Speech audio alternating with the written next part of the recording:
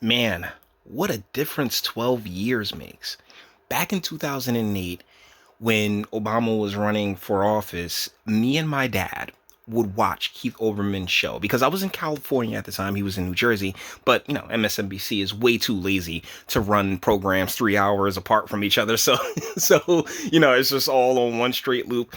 And we'd sit down together and watch his show damn near every night and talk about the day's events. Really one of the things that drew me and my father closer together before he passed away. And it's in that spirit that I'm just saddened. Like, I'm not angry or upset, just saddened by not just Keith Olbermann but Obama and everything else that me and my dad really based the reestablishment of our relationship on being completely insane. Trump can be and must be expunged. The hate he has triggered, the Pandora's box he has opened, they will not be so easily destroyed. So, let us brace ourselves.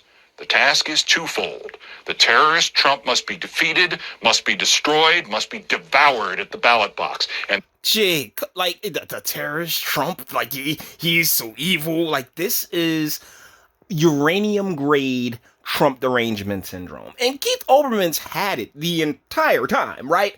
But this here is a rant just unmatched. Unmatched. And he, and his enablers, and his supporters, and his collaborators, and the Mike Lees, and the William Barrs, and the Sean Hannitys, and the Mike Pences, and the Rudy Giulianis, and the Kyle Rittenhouses, and the Amy Coney Barretts must be prosecuted and convicted and removed. Jeez, okay, you just rattled off a ton of names. Kyle Rittenhouse was defending himself. Amy Coney Barrett. Did anybody even know who this woman was before 10 minutes ago? Let's go back over some of these names that he just rattled off. Rudy Giuliani's and the Kyle Rittenhouses and the Amy Coney Barretts must be prosecuted. Okay, Amy Coney Barrett, Rudy Giuliani, who, I'm seeing body after body, and my mayor Giuliani ain't trying to see no black man turn John Gotti. I'll always defer to the notorious Big on that. William Barrs and the Sean William Barr, he's the current attorney general. He seems to be, he's been going after Antifa. The feds have been working with local law enforcement to really squeeze the those who've gone out over the past 130 days and rioted. So, like, this is very, very subjective, Keith. And the Mike Pences, and the Rudy Giulianis, and the Kyle Rittenhouses, and the Amy Coney Barretts must be prosecuted and convicted and removed from our society while we try to rebuild it and to rebuild the world Trump has nearly destroyed by... But here's the thing.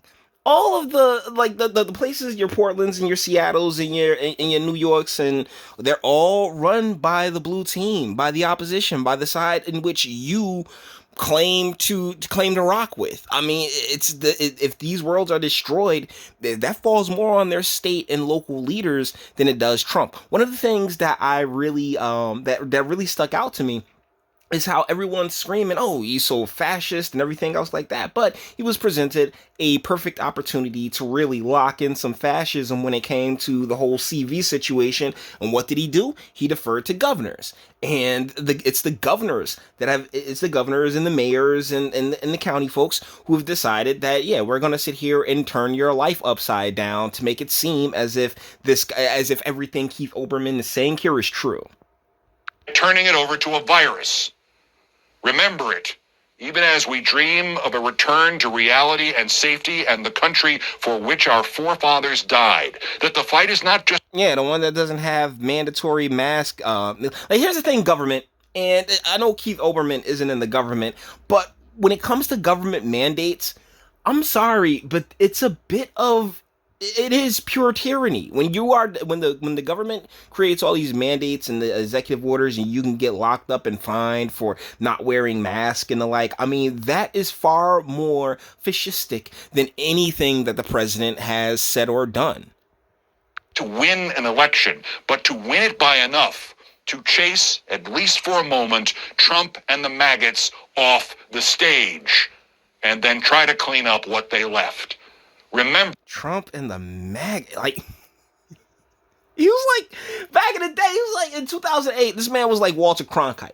Okay, this guy, and you can hear it. It's still, he still has the cadence of being a very authoritative newsman, but the credibility is long gone, and it's heartbreaking shit. Because once again, like I said, me and my dad actually really bonded over this man's show when it was on in 2008, and it sucks that everything that you were even selling back then was complete bullshit, but it sounded good, so so we rocked with it, and we just didn't know any better. And now as we get more information and we learn more, I mean, that's the whole point of life, is learning and taking that knowledge that you've just imbibed and applying it. That's the entire point of even living.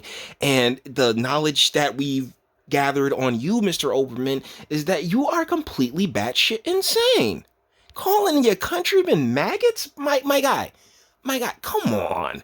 That is completely uncouth, for a man, particularly of, well, what was once your stature. You had like all these different shows that really could have, done well if you just hadn't completely lost the script. Remember, Keith Olbermann used to work at ESPN, guys. Remember that. it, even though to remember it means remembering that the fight does not end November 3rd, but in many ways will only begin that day. No.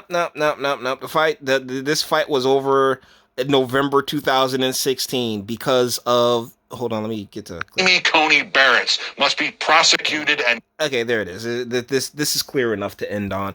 See, the deal is that the fight was over in December 2006, in November 2016 when he won initially, because instead of the blue team, the blue side, being like, you know what, it is what it is. We will work in the best interest of the American people. They decided that they wanted to, mimic and copy what they felt the red team did during its during Obama's tenure, and that's be obstructionist. And that's all they wanted to do, and that's exactly what they've done. Because, shoot, everybody just, in politics, everybody just copying each other. But either ways, guys, yeah, so, Keith, it's so sad to see you fall so far, but, hey, you either die the hero or you live long enough to become the villain.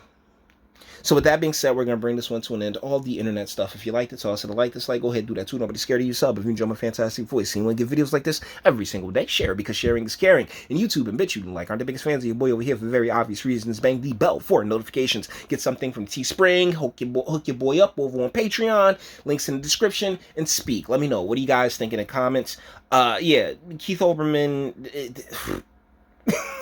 It's so sad. It really is. My dad's crying pure tears from heaven right now. Like, yo, this guy, we got it so wrong. We got it so wrong. We really did. But I do still appreciate that, and I still appreciate that about Obama.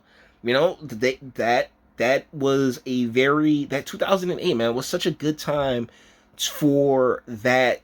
For that real link between me and my dad to just get completely repaired, and I'll forever be appreciative of it. But to see what's transpired since is heartbreaking. But you may disagree, and that's what my comment section's for. Until the next one.